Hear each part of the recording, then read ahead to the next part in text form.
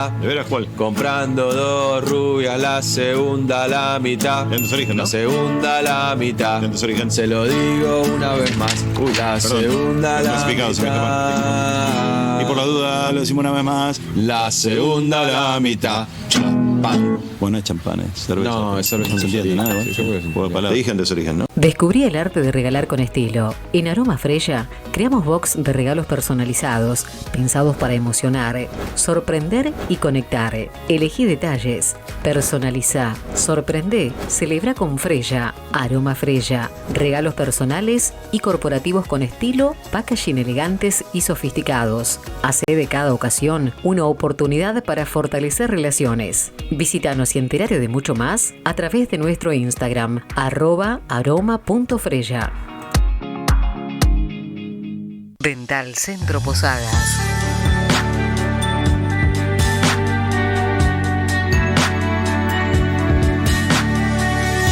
Centro Odontológico Dental Centro Posadas. Tecnología CAD/CAM.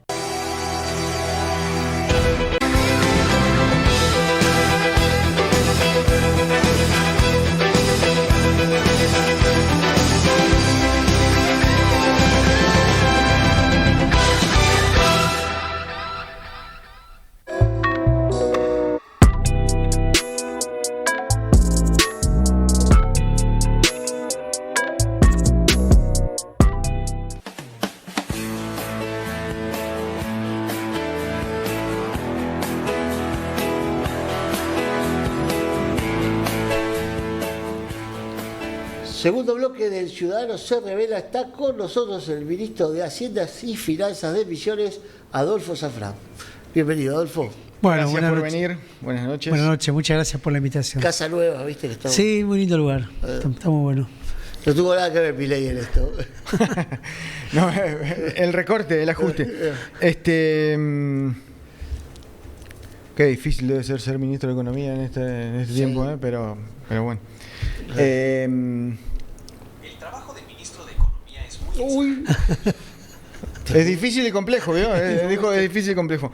Adolfo, No estaba preparado esto. No, estos días anunciaron la incorporación de tarjeta naranja a los programas ahora y anunciaron un programa con el gobernador Pasalacua para refinanciar la deuda de los empleados públicos. Y te agrego una más porque es parte del paquete, un montón de reformas en la ATM para eliminar burocracia, eliminar carga fiscal sobre los contribuyentes. Digo, ¿a qué responde como estas medidas que ha tomado la provincia?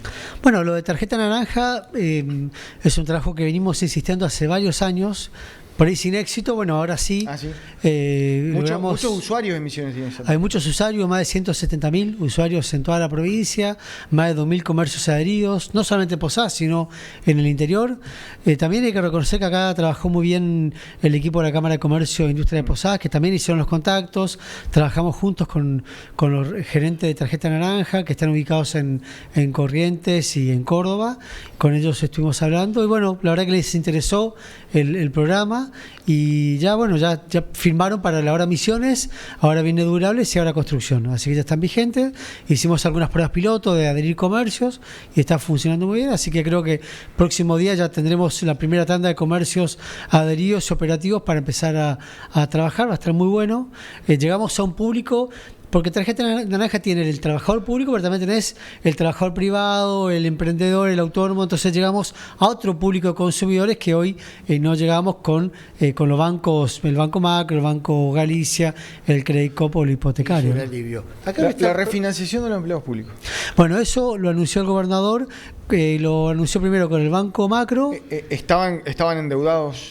Sí, ¿Notaron eso? ¿Le informaron? Sí, ¿Cómo no se es llegó? un grupo, no, o sea, no es la gran mayoría. Estamos hablando de un 10% o 12% de trabajadores públicos que están con un sobreendeudamiento y con la Chacra, que es la otra entidad que le da créditos a los empleados públicos con descuento en el recibo de sueldo, ¿no? En los dos casos, en el caso del Banco Macro, cuando los compromisos mensuales llegan al 65% del ingreso, peso mensual, ahí se le refinancia al 57% anual, y la chacra también refinancia una tasa un poco mayor, estamos hablando de un 65%, pero estamos hablando a tasa muy, muy por abajo de los que hoy se están dando los créditos personales. O sea, es una refinanciación a una tasa más barata de la que hay hoy en el mercado, ¿no? Y bueno, comentaba hoy yo en un posteo que a la semana pasada ya con el Banco Macro hubieron más de 2.000 operaciones de refinanciación por un total de 10.000 millones de pesos, ¿no?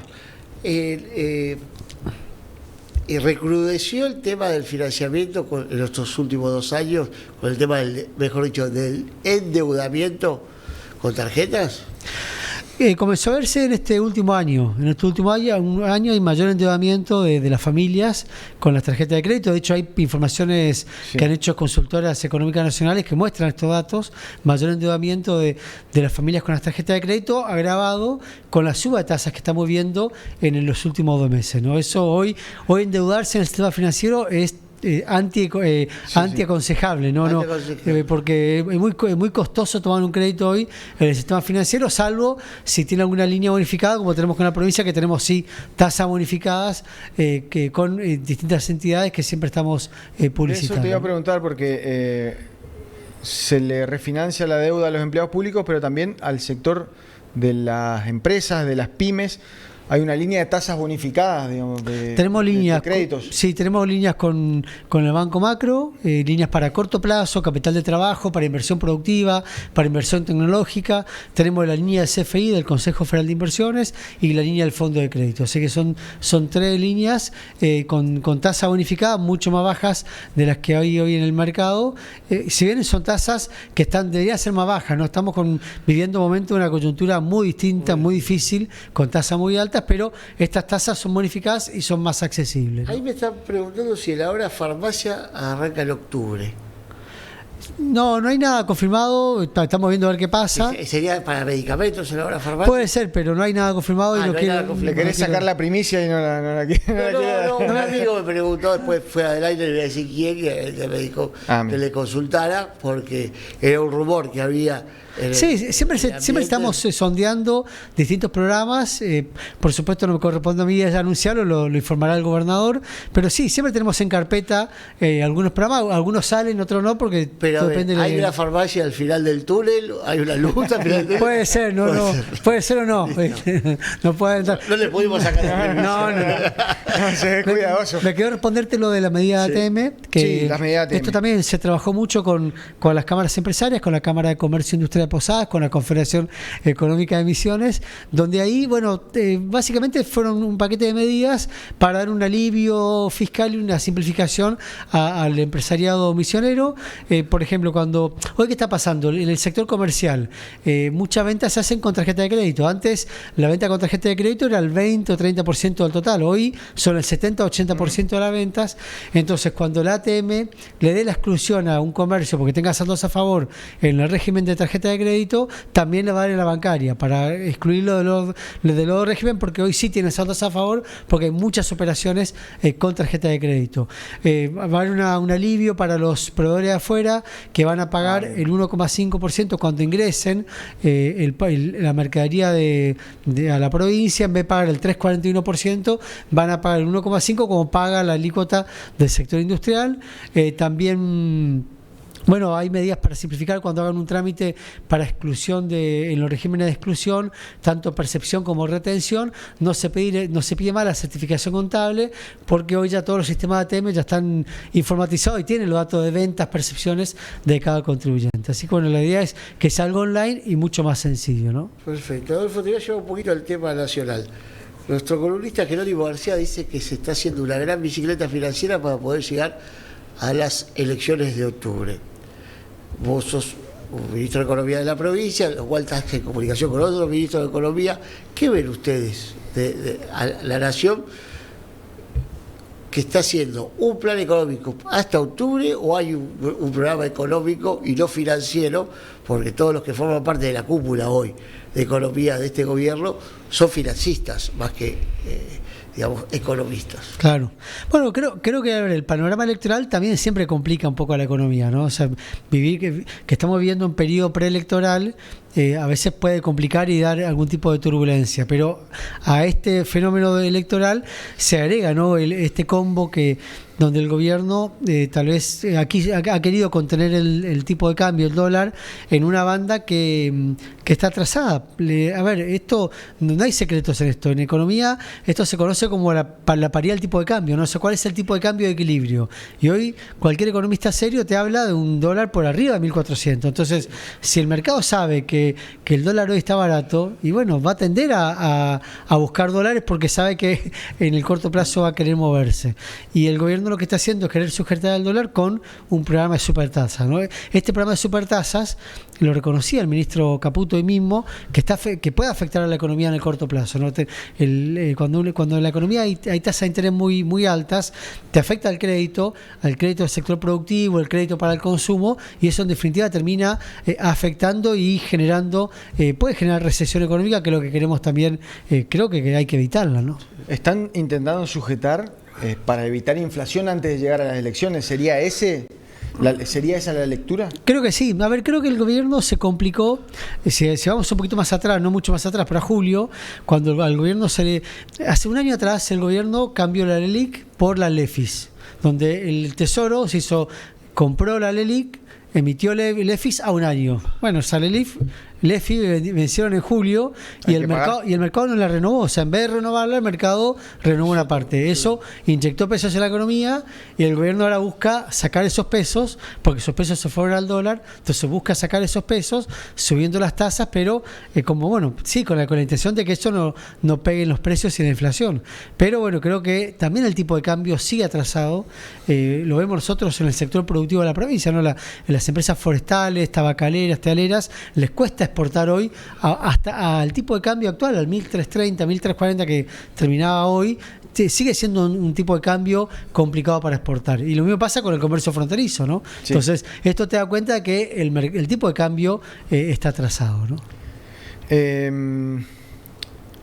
Te saco un poco de la política, te llevo a la economía doméstica del misionero y del argentino, el que está mirando ahí el programa que se ve en muchos lugares del país a través de YouTube y de los canales. Hay mucha incertidumbre en la economía a partir de la devaluación del 12 de diciembre de 2023, que tiró el dólar de 400 a 820 pesos, que eliminó todos los parámetros que había. Hoy los precios están como muy variados, puedes encontrar un producto a un precio y al triple en otro lugar. No hay tantos parámetros de referencia para los precios.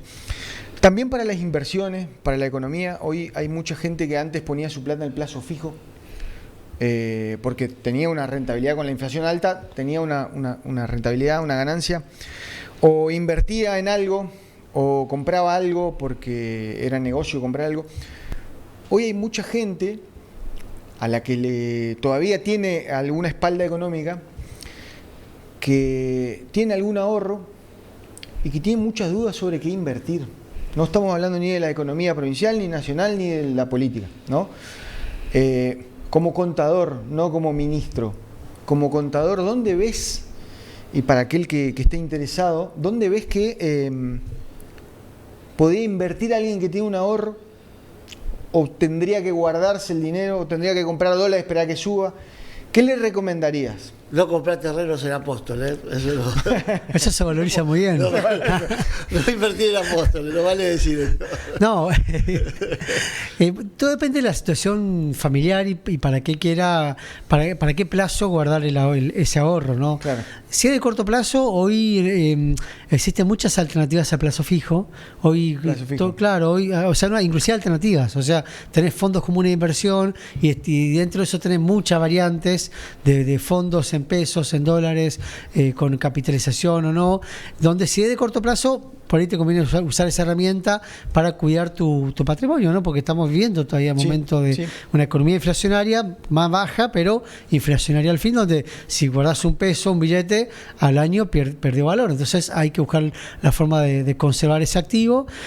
Si uno quiere pensar más a largo plazo, bueno, puede pensar en otro tipo de inversión, hasta puede ser un inmueble, pero también ver que los inmuebles que no estén sobrevaluados. Bueno, el dólar puede ser una forma de atesoramiento apalancamiento. Hoy con que no tenemos más el cepo, uno puede comprar dólares y dejarlos en una cuenta. Total, sabe que a largo plazo siempre es un activo que no pierde valor. Puede ser que en el corto plazo no se mueva, pero en el mediano plazo es un activo que conserva su valor, ¿no? Hay una realidad que está sucediendo ahora, que hablan del boom automotriz, pero un auto acá vale promedio 20.000, 30.000 dólares, y vos con ese mismo auto en cualquier parte del mundo es un promedio de 10.000. Un buen auto de ese estilo va a ser 10.000 dólares. Sí. Y acá viene mi pregunta. En el sector alimenticio hay un temor, y cada vez crece más, que es el tema de las importaciones. Porque en dólares es más barato traer algún producto. Lo habló el dueño de Cofra el otro día, con el tema de los fiambres, con el tema de los enlatados, con el tema de...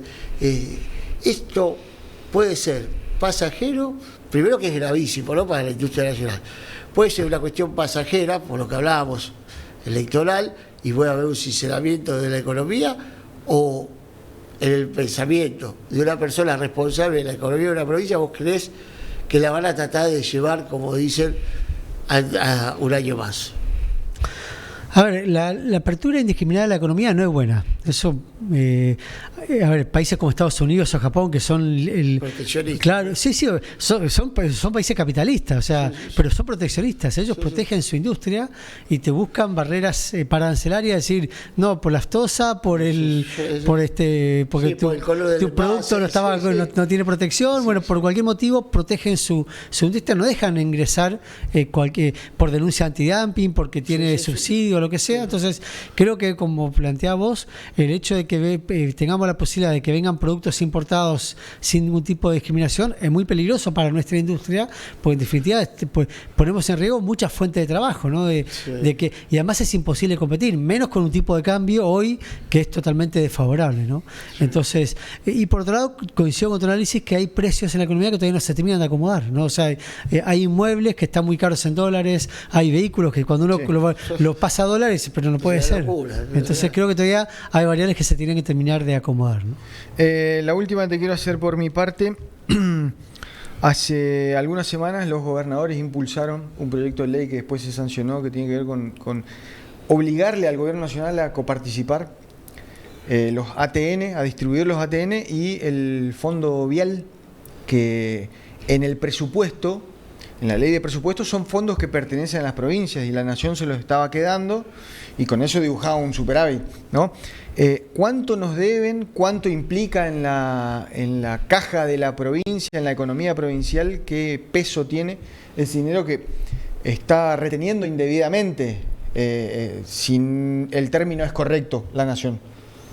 A ver, intentamos el concepto. Uno es los fondos ATN. Los fondos ATN es el 1% de la masa coparticipable que la nación y la provincia lo dejan como una reserva para atender situaciones de emergencia o desequilibrio financiero. Bueno, como lo decís, no se está ocupando, o se ocupa muy poco de ese fondo. Y lo otro es el fondo vial, o cuando uno carga nafta, el 70% son impuestos. Impuestos a los combustibles. Que gran parte de eso está justamente para reparar y para mantener las rutas nacionales, que tampoco se está haciendo. Entonces hay una decisión de los gobernadores. Acá no ha habido diferencia de color político. Los gobernadores de todas las provincias y la Ciudad de Buenos Aires han estado de acuerdo en impulsar estos dos proyectos de ley de distribuir los fondos de ATN, que ya tuvo su sanción la semana pasada en la Cámara de Diputados y quedó para sancionarse. Tiene media sanción, falta que el diputado lo trate la distribución del fondo de combustible. El fondo de combustible equivale a poder hacer 3 kilómetros por mes de rutas. Para que 3 kilómetros por mes. 3 kilómetros por mes de una ruta nueva, ¿no? O sea, no es reparación, sino 3 kilómetros por mes. Es un monto importante que permitirá justamente, no va a solucionar el problema del mantenimiento de las rutas nacionales en la provincia, pero va a ser un alivio para atender algo que hoy la nación se está desobligando y tiene que hacerlo, ¿no? Para terminar, Adolfo, Néstor Kirchner decía, preste atención a lo que hago y no a lo que digo. Estamos un presidente que el ACTIR es su mayor capital político. Fuera de cámaras, fuera de la negociación política, porque hay gente que por ahí no entiende la postura a veces de los legisladores nacionales de la renovación, que hay una negociación de fondo. Hay un canal del gobierno y no Karina Milei ni Lule, donde todavía se puede conversar y hay cosas que se puede hacer, o está muy cerrado, que es lo que nosotros vemos? Diálogo siempre hay. De hecho, la semana pasada tuvimos reunión de la Comisión Federal de Impuestos, que es uno de los órganos federales donde integra la Nación y las provincias, donde concurren funcionarios del Ministerio de Economía, con los cuales tenemos diálogo permanente. Que tengamos diálogo no quiere decir que consigamos cosas. Eso te iba a decir, ¿resuelven algo? Por eso, diálogo hay, tenemos los canales de comunicación, a veces no se resuelven con la velocidad que uno pretende. Caputo, resuelve algo, pongámosle el nombre, el Consejo de Impuestos no lo conoce nadie, Adolfo. Caputo, alguien importante del gobierno. Bueno, a ver, algunas cosas se resuelven, pero te vuelvo a decir, no se resuelve con la velocidad. A ver, te doy un ejemplo. Hace un año atrás, en junio del año 2024, el gobernador Pasalacqua firma con Francos 3 convenios de obras para reactivar alguna de las tantas obras nacionales que había en la provincia. Ya mandaron todo. Para ejecutar en 6 meses. Sí. Pasó un año y se habrá ejecutado un 20%, 25% de ese convenio. O sea, hay mucha lentitud en el grado de respuesta. Entonces, bueno, eso es lo que es el reclamo que estamos haciendo, y también nuestros legisladores nos acompañan en ese tipo de reclamos. Decir, bueno, y acá también quiero hacer una defensa de nuestros legisladores, ¿no? Porque el Congreso no gobierna el presidente. Sí. Y la gente votó un presidente, más allá de que me guste, no me guste. Bueno, en noviembre del 2023 hubo un balotaje, el argentino votó un presidente, inclusive los misioneros eligieron al presidente. Bueno, el presidente es el que define las políticas. El Congreso puede fijar atribuciones, puede poner límites, pero no puede gobernar el Congreso. Los diputados de Misiones, bueno, le dan herramientas de gobernabilidad, le hemos dado de Misiones 1 año y medio para gobernar y para que tenga herramientas para transformar el país como prometió en la campaña. Bueno, ya tienen que verse los resultados, ya pasó el tiempo para que tengan las herramientas y muestren resultados. Creo que es el momento que empiezan a verse esos resultados que tanto los argentinos quieren, ¿no? Y con el agregado que el valor de las obras de hace un año se termina licuado por el tema lejos. Gracias, Adolfo. Muchas gracias por haber venido. Gracias a ustedes. Te vas a llevar una tacita para Apóstoles. Bueno, muchas gracias. Dale, muchas gracias. Vamos al último corte y viene Momento Militante.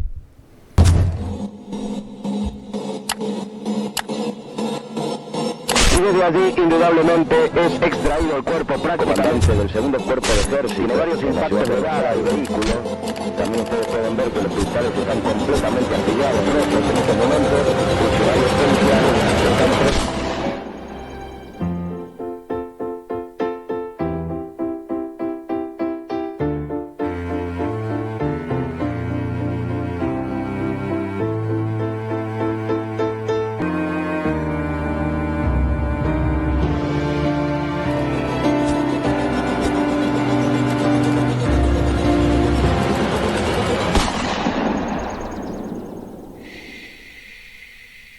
¿Cómo se vota? La autoridad de mesa sacará la boleta única de papel del talonario y te la entregará junto con un bolígrafo para que accedas a la cabina de votación. Antes de votar, chequea que la boleta esté firmada por la autoridad de mesa. En la boleta vas a encontrar las listas de cada partido separadas en columnas verticales y cada categoría de cargos separadas en filas horizontales. En 2025 elegiremos senadores nacionales en 8 distritos y 127 diputados nacionales en todo el país. Marca con el bolígrafo la opción de tu preferencia en el recuadro correspondiente. Una por categoría. Dobla la boleta siguiendo las indicaciones en su dorso de manera que quede visible la firma de la autoridad de mesa. Te dirigís a la mesa, introducís la boleta en la urna y firmás el padrón.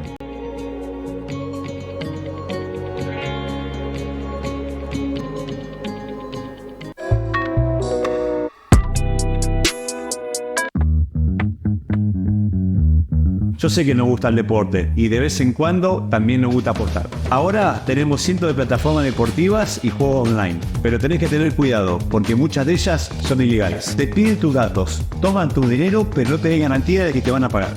Por eso, cuando quieras apostar o jugar online, asegúrate siempre que la plataforma sea .bet.ar, porque esas páginas están autorizadas y controladas para que el juego sea transparente, no usen tus datos y cobres tu dinero. Y lo más importante, que el dinero recaudado vuelve de salud, educación y seguridad. Un golazo para todos. Si vas a jugar, hacelo en las plataformas que terminen siempre en .bet.ar, el símbolo de confianza de los juegos en línea.